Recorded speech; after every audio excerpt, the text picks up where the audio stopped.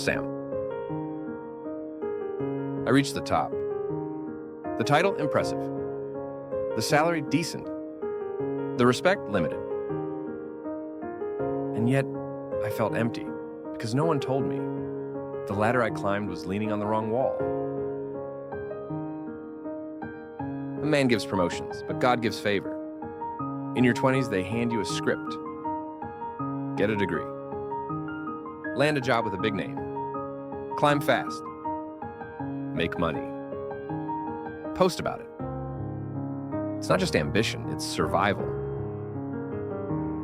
Especially for us Millennials and Gen Z, success is more than a number. It's the freedom to live on our terms: time, travel, wellness, purpose, impact. Back then in my generation, about 30 years ago, success was simpler and harsher. It was about where you worked and how hard you could push. My first job was with a powerhouse company, one of those where the name on your CV turned heads. We were trained like elite soldiers. Work hard, play rarely, and if you're lucky, someone will notice. Titles didn't matter, tribe did, contribution did. And just like that, without realizing it, I inherited their definition of success. When my tribe moved on to another company, I stayed behind at the Red Lady. That one decision, it made me an outsider. At Red Lady, I was marked, not by my work, but by my tribe's legacy.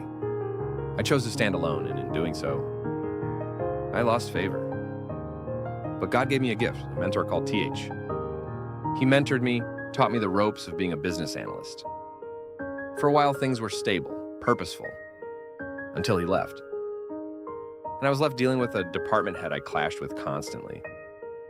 As a result, performance scores rock bottom. Bonus minimal. Future questionable. Still, other department heads approached me for help when they encountered data or operation issues. I was seen, just not by my own boss. When I was finally promoted, I was told, it wasn't my idea. My boss, the CFO, insisted. I smiled, but inside I was already broken. I started questioning everything. Why was I giving so much and gaining so little? Then I remembered a story Jesus told in Matthew 25, the parable of the talents. A master entrusts wealth to 3 servants, 5 bags of gold, 2, 1. The first 2 doubled their talents, but the third? He buried his. Why fear self-preservation, playing it safe? When the master returned, he praised the first 2. Now, well done, good and faithful servant. But to the third, you wicked, lazy servant. He wasn't condemned for failure. He was condemned for not trying, for wasting potential, for fearing man more than trusting God. And suddenly it made sense. At Red Lady, I hadn't failed. I was just planting in hard soil. Success isn't outcome-based, it's obedience-based. Then came Red Hexagon. I walked in and the difference was immediate. A double promotion came with the move. Within a year, another. The deputy head would call out across the vast office, not to correct me, but to pick my brain. Because I saw what others didn't, patterns, problems, solutions. I finally felt seen, not just for working hard, but for working faithfully. That's when I realized we've been taught to chase claps.